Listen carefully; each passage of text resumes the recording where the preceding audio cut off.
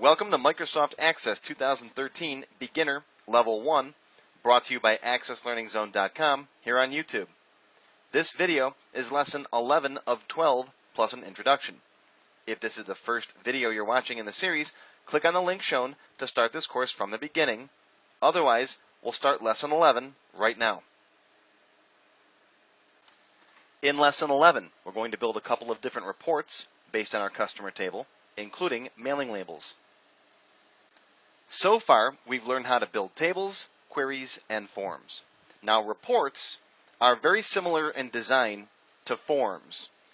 However, reports are designed to be presented to someone who's not using your database. You can print them out, you can send them via an email attachment, and so on. Forms are used for entering and editing data in the database. Reports are used for taking that information and displaying it for someone else. Creating a report is very similar to creating a form. First, we pick the table or query that has the data. Then we click on Create. And then over here to the right, you'll see the Reports section.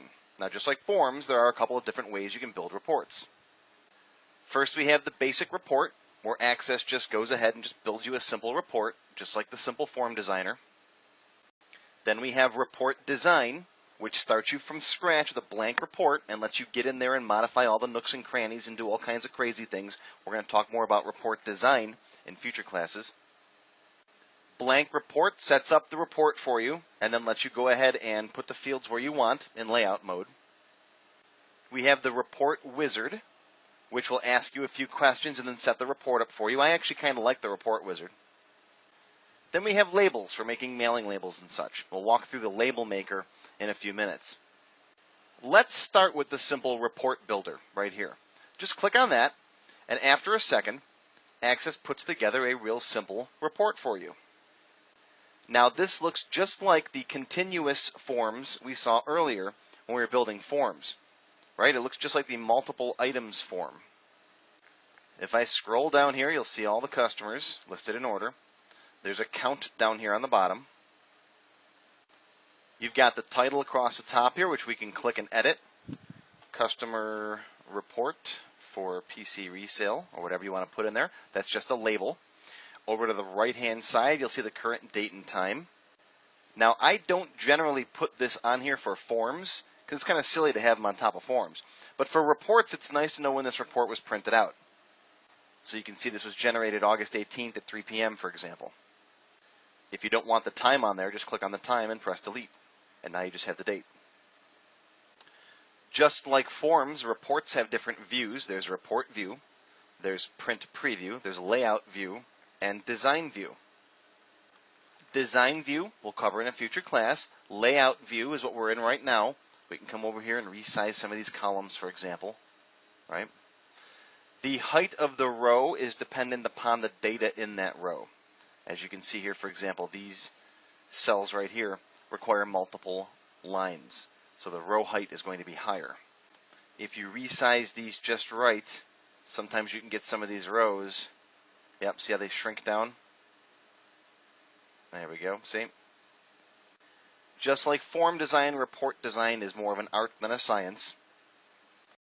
Now, if you actually want to see what this is going to look like when you print it out or create a PDF file out of it, drop this down and go to Print Preview. This will show you what it's going to look like on the printed page. Your mouse now turns into a magnifying glass, and you can click to zoom in to different areas, and then click to zoom back out again. Want to see up here? Just click up here, and then click again to zoom out. This view gives you a better approximation for what the report is going to look like when it's printed out, because sometimes when you're designing the report, what you see isn't always what you get. The designer's pretty good, but Print Preview gives you the best possible approximation for what that's going to look like printed out. In the bottom right corner, you can use this little bar here to zoom in and out. So you can get bigger or smaller. We can use the navigation buttons to go to page 2, page 3, and so on. Up here on the ribbon, you can change the size of the page. Right now it's set to 8.5 by 11, standard letter paper, but you can go legal or any of these other sizes. You can change the margins. right? Normal, wide. Right now they're set to narrow, a 1/4 inch margin around the page. You can go to wide margins if you want to. Notice the bigger margin around the edge of the page. I'll go back to narrow. Over here in the data section is where you would go to export this report into various data formats. You can save this as an Excel spreadsheet, a text file, a PDF file, or you can send it as an email attachment. Under More, you'll see there's Microsoft Word, an HTML document, and some more advanced database stuff. Let's say I want to save this as a PDF file. I'm going to click on the PDF button, browse to where you want to save the document. I'll put it in my Documents 599 CD folder. Change the name if you want to. Customer list, PC resale, for example, confidential, whatever you want to put in there. You can save the type as PDF or XPS. XPS is Microsoft's open document standard to compete with PDF. I think at this point most people still use PDF files. You can open the file here in Acrobat Reader after it's done publishing. Resolution, but if you want to make sure you get a smaller file size, pick minimum size. If you have to keep all the print quality, pick standard. Then when you're done, just click on Publish. And there's the PDF file. Looks pretty good. If you want to send someone else a document to look at, send them a PDF file. Almost everyone can read PDF files. When I close down the PDF file and come back to Access, I see this dialog box. It says Save Export Steps. Essentially, if you have a complicated sequence of steps you have to go through to export something, or you have a document that you're exporting all the time, and it's the same thing, you can save the export steps. You can even create a task in Microsoft Outlook that'll run for you automatically. But that was a pretty easy export, so I'm going to turn that box off. We'll cover this in a future lesson. For now, I'll just click Close. Now, when you're done working with the Print Preview, click on the Close Print Preview button. That'll put you back into layout mode. Now, there's not a ton of difference between layout view and report view. Report view is basically for viewing the report on the screen, but you can't come in here and make changes. So if you want to display this information for some of your end users and you don't want them changing the report, you'll display it for them in report view or print preview. But again, for displaying information on the screen, I generally stick with what? Forms, that's right. You don't necessarily want your users coming in here and playing with the report design. And I'll teach you how to lock this down in a future lesson. Okay, so let's go ahead and close this report. Do you want to save changes? Sure. Let's give it a name. I'll call it Customer R. Hit OK. And now you'll see Customer R's right over here in my navigation pane. I can double click, and there's the report again. Close it. Sometimes you might want to base a report on a query. This way you can set up criteria in your query and then put that information into a printable report. For example, the boss wants that list of customers from New York, but that's not very pretty, is it? So we can use that data to generate a report. So how do we do that? Well, click on the query, create, report, and there it is. Access creates a report based on the data from that query. Last name, first name, phone number, and so on. Now here's where it's handy to hide those fields sometimes. Let's close this, close. Save changes, no. Let's go into the query, design view, right click, design. Here's that show box, right? Come right over here and don't show the state. Save it, close it, and let's create that query again. Create, report. And now notice you don't get the state field over here on the right. The data is still filtered based on that criteria, but the field doesn't show up when you run the query or generate any reports off of it. And yes, you can come in here and delete fields if you don't want fields in your report. For example, you can right-click on a column and come right down here and pick Delete Column. But I'm going to leave this one in here. Let's change the header up here, Customers from New York, PC Resale. And I can't type today. There we go. Now, if you want a report that looks more like a form where you have one customer per page. That's what the report wizard can do. So again, click on the customer table, create, and then pick the report wizard. The report wizard wants you to first tell it what table or query you're getting your data from, which we already did, customer T. You can see here how I originally got in the habit of using T's and Q's because this table or query didn't used to exist in older versions of Access. You had to kind of know which ones were which. Next, pick the fields that you want on the report. What do you want to see printed on the page? I don't care about customer ID. How about first name? Click on this little button over here. That brings it over to the selected fields. Last name, click. You can bring over all the fields with this button here. That brings everything over. Or you can simply double click on the stuff you want. Let's say I want company name, I want state, I want email and phone, and that's it. Now maybe a couple more. Let's go with is active and notes. Hit next. Next, you're asked if you want any grouping levels. This is handy. For example, you could group by state, and it'll put all the people from New York together. But I'm going to cancel that. I don't want to do that right now. We'll cover grouping levels in a future class. Next. Next, you're asked if you want a sort order for the records. Now, the report sort will take priority over the query sort. So if you base a report on a query, if you specify a sort here, it will ignore whatever sort you have set up in your query. You can sort by up to 4 fields, so I can go last name, then first name, ascending or descending, next. Now you're asked for the layout of the report. Tabular is what we worked with earlier. That's where you have rows and columns. Columnar is where you have the labels on the left and then the text boxes to the right, like a single form looks. Then there's justified. This looks kind of like an invoice. I'm going to go with columnar. There's portrait or landscape. I'm going to stick with portrait. Adjust the field widths so all the fields fit on a single page. That's fine. And then next. What title do you want for the report? That's what goes in that title box across the top. Let's change that to PC Resale Customers. Do you want to preview the report or modify the design? Let's just preview it and hit finish. And there's my finished report. You can see one customer here. If I scroll down a little bit, there's the next customer, the third customer. There's a date in the bottom left corner, page numbering in the bottom right. I can click to zoom out, use the navigation buttons to go to page 2, page 3, and so on. So that's a single report.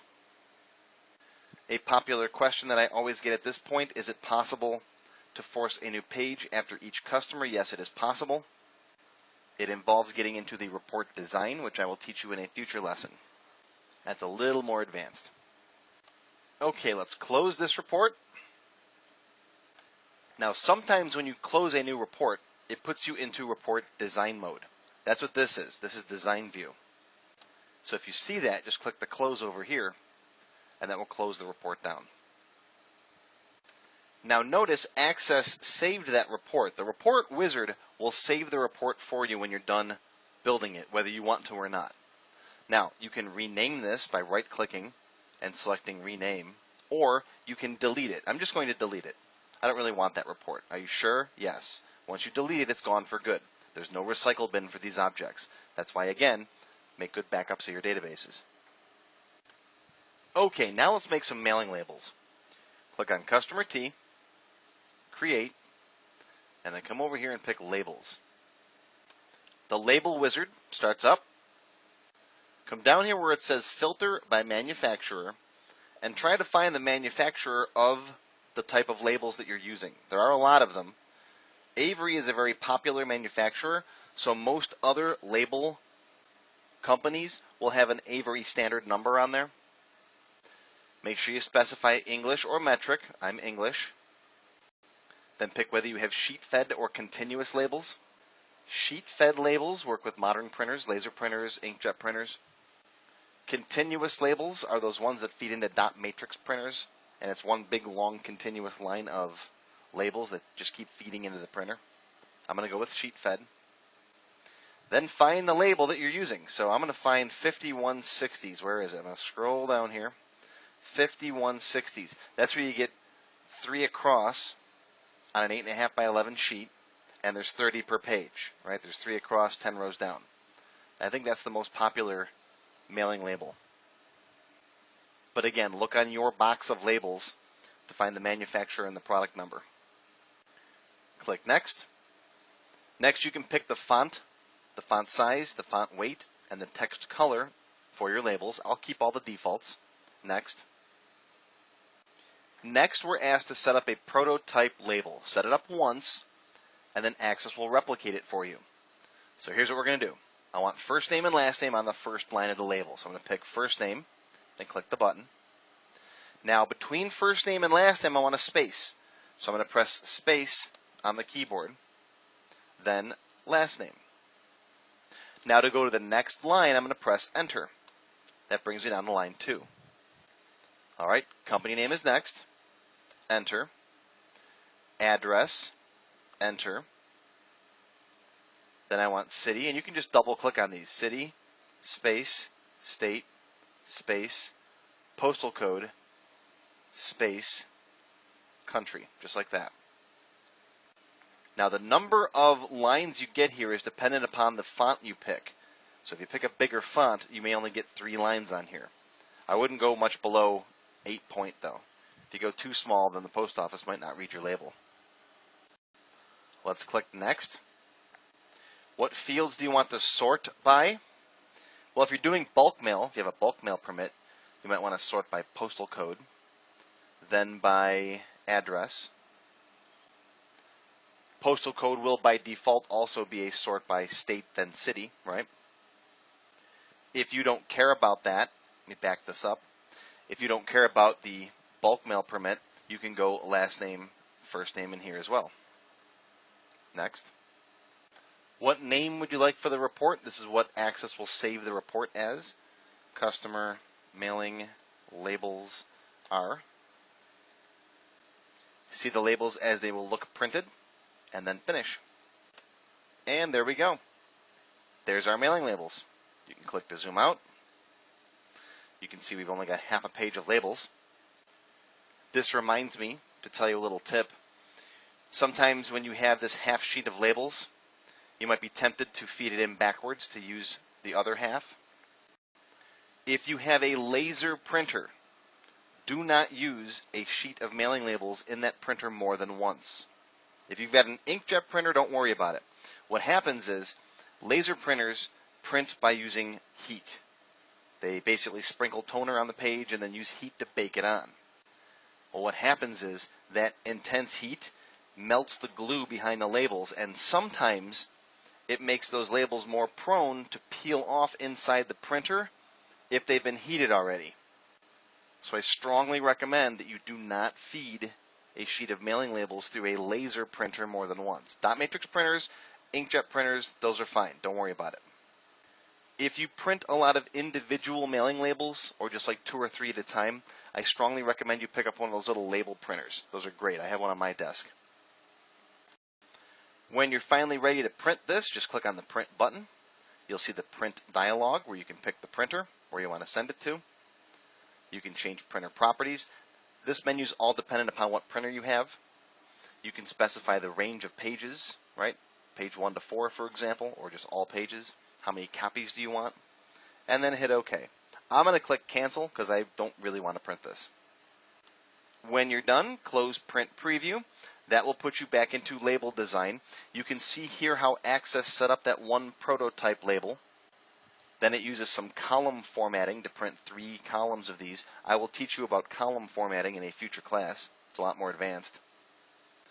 In design mode, you get a peek at some of the more advanced things here. You can see the individual text boxes. Again, looks very much like form design. You can see the functions used in here, some string concatenation operators, detail section, page header, page footer, the ruler bar. We'll talk about all these things in the next couple classes. For now, we still have our training wheels on, so just click Close. That will close the report and put you back here at the navigation pane. Now, if you go to run this report in the future and you double click on it, it looks like this. What's going on? Well, by default, when you open up a report, it opens up in report view. You might not always want report view. The mailing labels, for example, look nothing like what you want.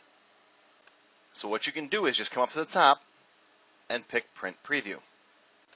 And there's your labels. Again, I'll close that. Some of you may get this warning message.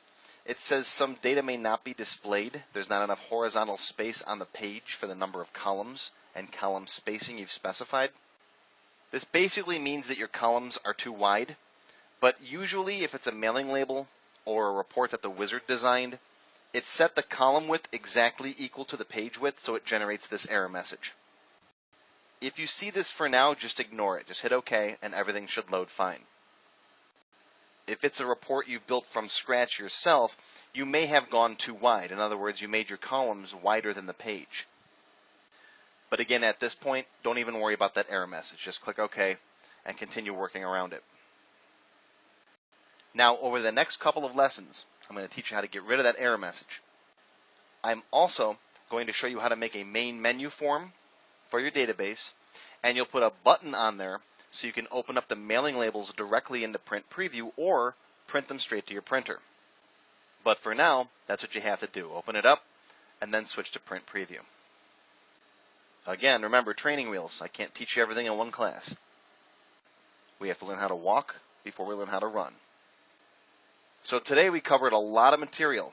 We built a customer table, a few different customer queries, a customer form, a simple customer report, a customer report based on a query, and some mailing labels. That's a lot of material. You now have the start of a great Access database. You've built it all yourself from scratch. Be proud of yourself at this point. Over the next several classes, we're going to be adding a lot more to this database. Just to give you a little preview, in Beginner Level 2, we focus mostly on form design, making your forms look professional. We'll learn about Design View and how to build a form from scratch. Beginner Level 3 focuses on more advanced table design. You'll learn about field properties, field sizes, the format property, input masks where you can force your users to enter in data in a specific way, setting default values, validation rules, and lots more. And those are just the next couple of levels. I've got dozens of different Access courses available on my website. Make sure you visit accesslearningzone.com to find out more. Thanks for watching. If you like this video, be sure to give it a thumbs up and comment below. I post new videos here on YouTube all the time, so be sure to subscribe to my channel. Click to begin Lesson 12 right now. And finally, be sure to visit my website at accesslearningzone.com for more free videos and to sign up for the entire Level 2 series for just $1.